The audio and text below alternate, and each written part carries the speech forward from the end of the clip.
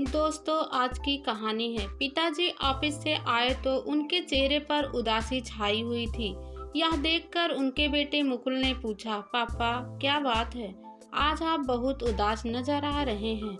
हाँ बेटा, दरअसल हमारे साथ काम करने वाले हमारे पुराने सहयोगी दामोदर की अचानक मृत्यु हो गई है, जिस कारण मैं उदास हूँ।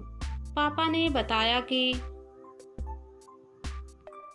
यह सुनकर मुकुल सोचने लगा, सैकड़ों लोग पापा के साथ काम करते हैं, आखिर दामोदर अंकल में क्या खास बात थी कि उनकी मृत्यु से वे इतने उदास हैं। कुछ सोचकर मुकुल ने इसका कारण पूछ ही लिया तो पापा ने बताया, बेटे मुझे दामोदर की मृत्यु का बहुत दुख है, क्योंकि इतने अच्छे, योग्य और ईमानदार आदमी आजकल बहुत कम मिलते हैं जिन पर पूरी तरह भरोसा किया जा सके। मुकुल के पिता मुंबई के बहुत बड़े व्यवसायी थे। उनका व्यवसाय देश से लेकर विदेशों तक फैला हुआ था। लेकिन पिताजी, आप तो अपने कर्मचारियों को अच्छा वेतन देते हैं, फिर आजकल तो पढ़े लिखे लोगों को भी नौकरी नहीं मिलती। ठीक कहते हो बेटा, आजकल बहुत से पढ़े लिखे बेरोजगार हैं, लेकिन मुश्किल यह है कि हर पढ़ा लिखा व्यक्ति योग्य नहीं होता, और मुझे योग्य व्यक्ति चाहिए।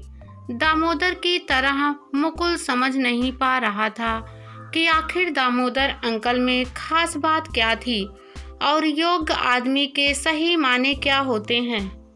एक दिन मुकुल को पापा ने बताया कि उन्होंने कई लोगों को साक्षात्कार के लिए बुला रखा है, वह उनमें से किसी एक को दामोदर की जगह काम पर रखेंगे। मुकुल को जिज्ञासा हुई कि पापा इतने लोगों के बीच से किसी एक को भला कैसे चुनेंगे। अतः उनसे आग्रह करके पापा के पास चुपचाप एक कुर्सी पर बैठ रहने की अनुमति मांग ली। साक्षात्कार वाले दिन मुकुल ने देखा कि बहुत से लोग पापा के केबिन के बाहर बैठे हैं। पापा जिसका नाम पढ़ते उसे अंदर बुलाया जाता। कई लोग केबिन में आए, सभी के चेहरे पर एक ही तरह की लालसा थी कि किसी तरह नौकरी मिल जाए। मुकुल ने अभी तक सिर्फ सुना और अखबारों में पढ़ा था कि आजकल बड़ी बड़ी डिग्रियों वाले लोग भी बेरोजगार हैं। अब वह यह समय स्वयं देख रहा था कि एक पद के लिए कितने ज़्यादा लोग आए हैं। उनमें से कई लोगों के पास तो बड़ी बड़ी डिग्रियां थी। कितने ही लोग कमरे में आए। पापा ने उनसे कई प्रश्न पूछे और यह कहकर भेज दिया कि चयनित होने पर सूचित कर देंगे।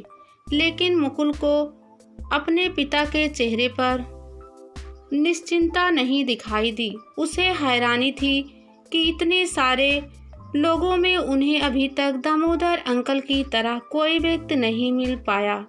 मुकुल को ऊब होने लगी, अपने पापा के प्रति खींच भी होने लगी। कमरे में आने के बाद वापस जाते हुए लोगों को देखकर उसे दया भी आ रही थी। एक बार तो उसने यह सोचा कि बड़ा होकर पढ़ लिख कर शायद वह भी इसी तरह लाइन में लगेगा, जिस तरह आज उसके पापा लोगों का इंटरव्यू ले रहे हैं, वैसे ही उसका इंटरव्यू लिया जाएगा।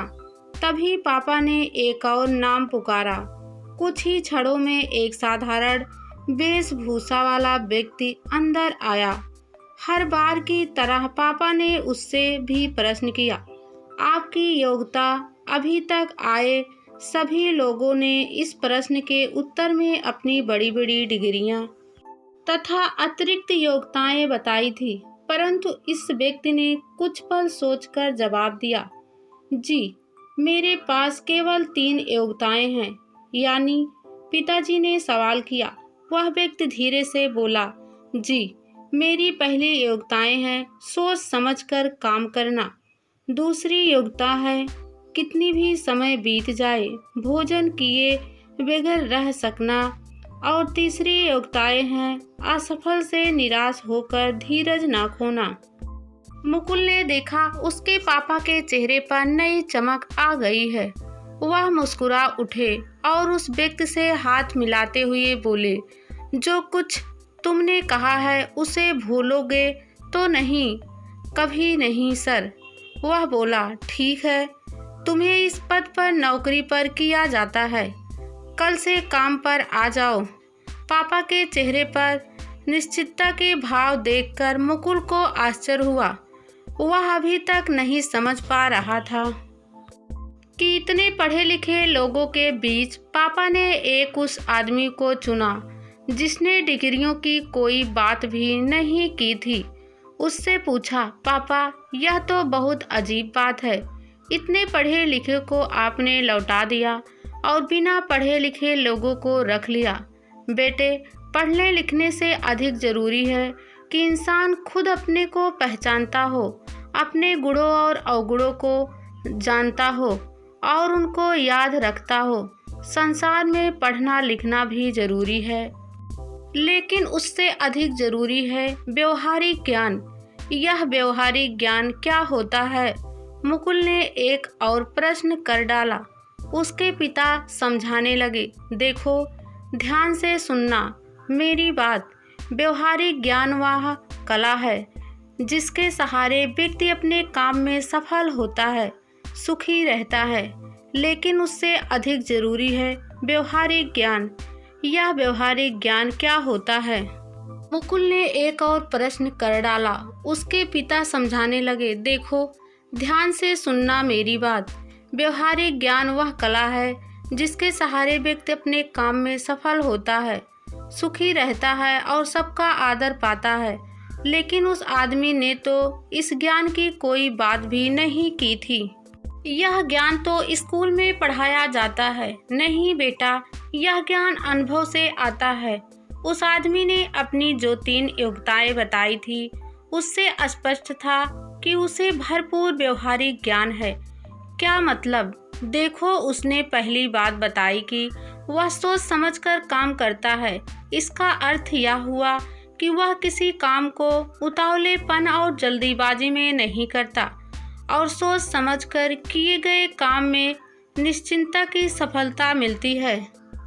दूसरी बात उसने यह बताई कि वह काफ़ी समय तक भोजन किए बगैर भी रह सकता है।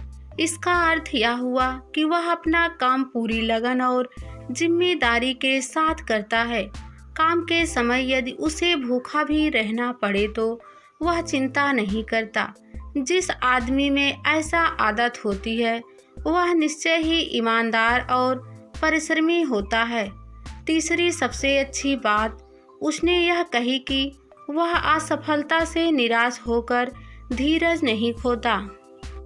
कई बार लोग जरा सी असफलता और परेशानी से हार मान लेते हैं। ऐसे लोग आगे नहीं बढ़ पाते।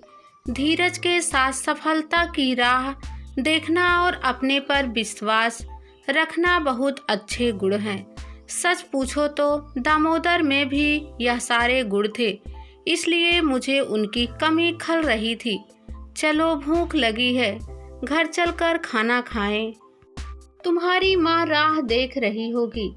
रास्ते भर मुकुल सोचता रहा कि मैं आज बहुत सी चीज़ें सीख ली हैं। हम कोशिश करेंगे कि जीवन भर इन बातों को याद रखेंगे और दामोदर अंकल की तरह सफल व्यक्ति बनेंगे। यही सोचकर दामोदर ने अपने जीवन के तरक्की करने में लग गया और वह भी अपने पिता की तरह एक समझदार व्यक्ति बन गया। दोस्तों, सब कुछ पढ़ने लिखने से ही नहीं होता। सामाजिक और व्यवहारिक ज्ञान भी बहुत ज़रूरी है। जितना पढ़ना लिखना ज़रूरी है, उससे कई ज़्यादा व्यवहारिक ज्ञान भी ज़रूरी है। व्यवहारिक ज्ञान के बिना व्यक्ति अनपढ़ के समान होता है। यदि वह पढ़ा लिखा है तब भी उसकी पढ़ाई पूरी व्यर्थ है।